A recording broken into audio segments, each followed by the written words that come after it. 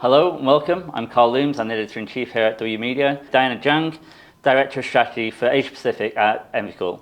Nice to meet you. Thank you for being here. Yeah, nice to meet you, Carl. Thank you. So for those who are watching who don't know, perhaps you just want to tell us a little bit about Envicool and about your role there, please. Yeah, sure. So Envicool is the world's leading solution provider for various industries like data center, energy storage, rail transit, etc. And we founded in 2005. And in 2016, we got public listed in China stock market, which is a big milestone in Envicool's development. Now, more than 3 million sets of products have been widely applied in 120 countries and regions. We help our customers overcome their thermal management challenges through our tailor-made products and industrial reading solutions. Okay, so I'm sure many people watching will know, but for those who don't, perhaps you could outline how liquid cooling compares to traditional air cooling methods. Yeah, so compared to traditional methods, there's no compressor inside the liquid cooling system, no direct expansion system, but with direct chip cooling. The system can get the lowest PUE and save huge power. Besides, with liquid cooling technology, the power density of IT racks could be increased from 5 to 10 kilowatt per rack to 20 to 60 kilowatt per rack, which means that with limited data hall space, the total IT load are much higher than before. The infrastructure cost per kilowatt is much lower than traditional methods. So what are some of the ways that Envicool's liquid solutions compare and perhaps improve on other liquid solutions? Yeah, so currently there are mainly two methods of liquid cooling. One is cold plate liquid cooling, also called direct chip liquid cooling, referred as DTC also. The other is immersion cooling. Envicool can provide both DTC and immersion cooling. We have cooperated with many top internet companies and developed so many new cooling technology for them. For DTC, we already installed many pilot projects even before the public knows such technology. And in 2020, after several years testing and verification, the market has gathered more and more confidence for liquid cooling technology. And the project size has become bigger and bigger. Envicool is always leading this process and gets rich experience for system design, installation, commissioning, and service. We believe DTC would be the best choice so far, based on the technology and economies of scale. For immersion cooling, it's still under pilot period and early research.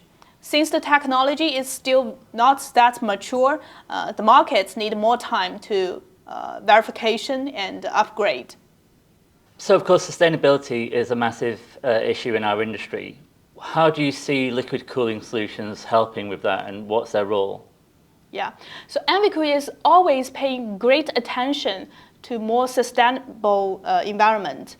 We understand the important role of data center industry played in the total energy consumption.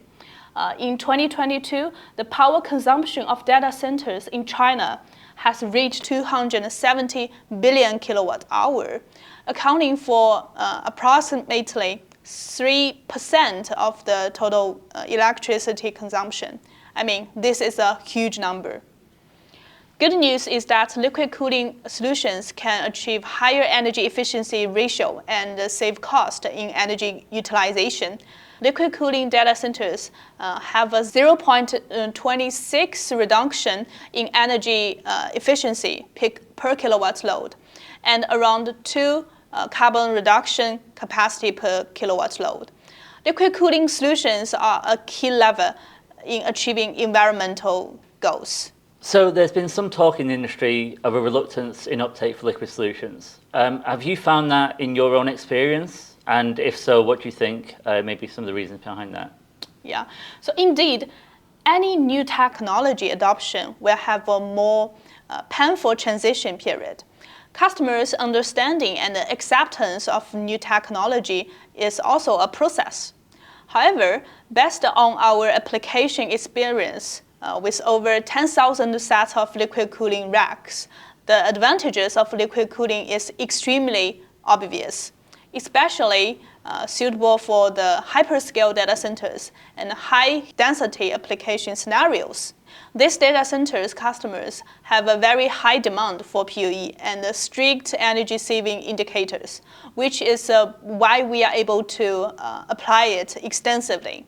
It is not necessary to use liquid cooling solution for other traditional small and medium-sized data centers, which has lower heat load, because the interface of liquid cooling is more complex and the correlation between various links is stronger than any other traditional HVAC solution.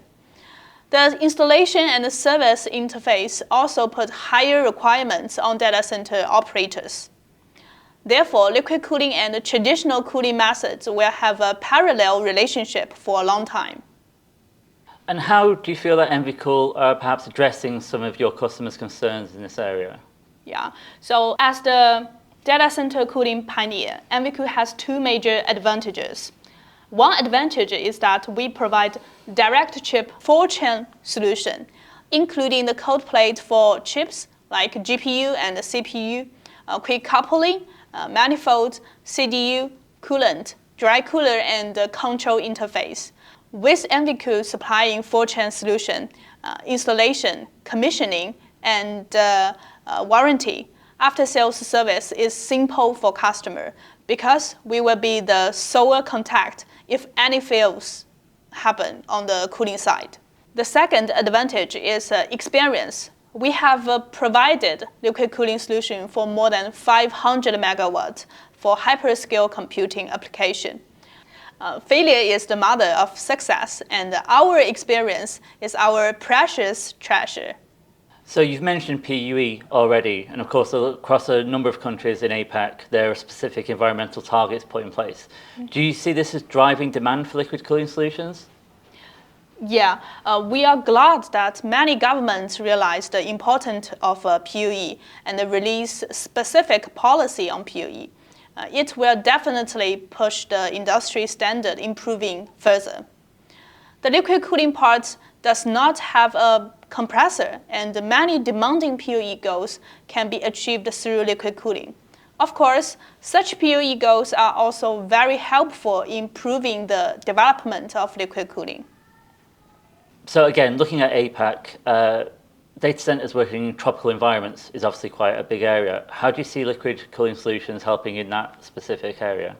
Yeah, so tropical can have a certain impact on energy efficiency of cooling system. In such environment, cooling system has lower energy efficiency, but liquid cooling can still achieve higher energy efficiency in tropical environment.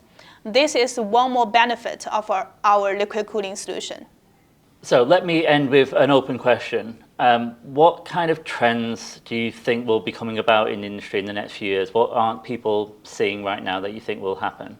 Yeah, so with the soaring of computing demand, data center energy consumption will become an even more urgent issue. New energy and energy storage systems are expected to accelerate their applications in data centers. For liquid cooling technology, direct chip liquid cooling is still the most feasible, mature, and reliable solution in the coming years. However, at the same time, everyone in the industry is also paying attention to the development of immersion liquid cooling technology. Envicool has also made early research and study on the immersion liquid cooling solution, and we have done some pilot projects. You can continue to pay attention and look forward to the official release of our product.